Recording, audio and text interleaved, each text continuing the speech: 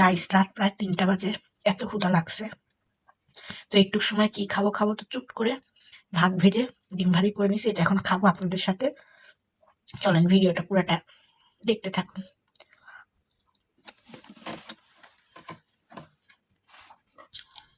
আজকে আর কোনো মরিচ নেব না, আজকে নর্মালি খাবো। অল্প একটু ভাত নিয়েছি, বা ডিমটা বড় এই জন্য অনেক ভাত লাগতেছে। আমার যারা রেগুলার পেজ ফলো করেন দেখবেন প্রায় মাঝরাতে আমি রান্না করে খাই, কারণ আমি মাঝরাতে ঘুমাই না খুব একটা। আজকেও ক্ষুধা লাগছিল, এখন একটু সময় কি বানাবো, রাত ৩টা বাজে। দেখলাম ভাত ছিল, ভাত ভেজে ডিম ভাজি, এটা অনেক খিচুড়ির মতোই লাগে, কিন্তু এটা একটা অন্যরকম মজা। আর আমার আজকে তেলটা বেশি হয়ে গেছে।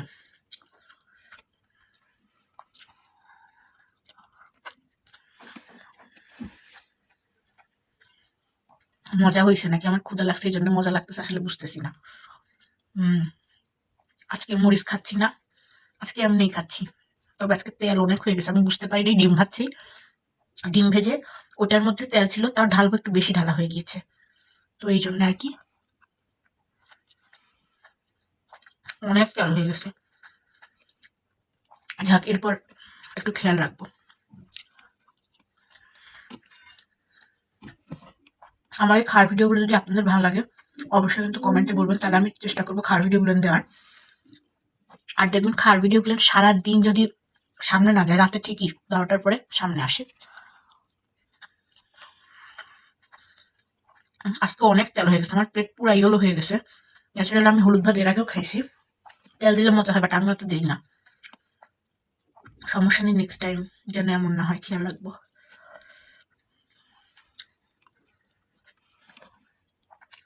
তবে গাইস অনেক মজা হয়েছে, অনেক।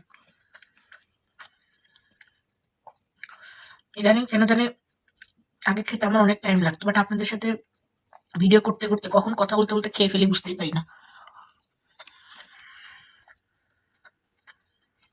অনেকে বলেন যে আপু বাম হাতে খাচ্ছেন কেন, এটা কিন্তু বাম হাত না, এটা আমাদের ডাইন হাতি।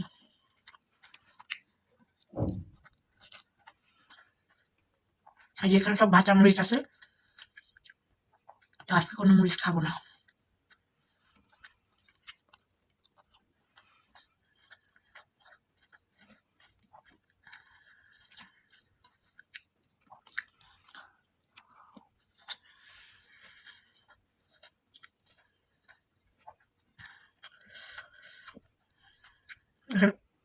কতগুলো মরিচ দিছি আল্লাহ। আগে আমি ঝাল খেতে পারতাম না, ইদানিং আমার কি যেন হয়েছে, ঝাল খেতে পারি।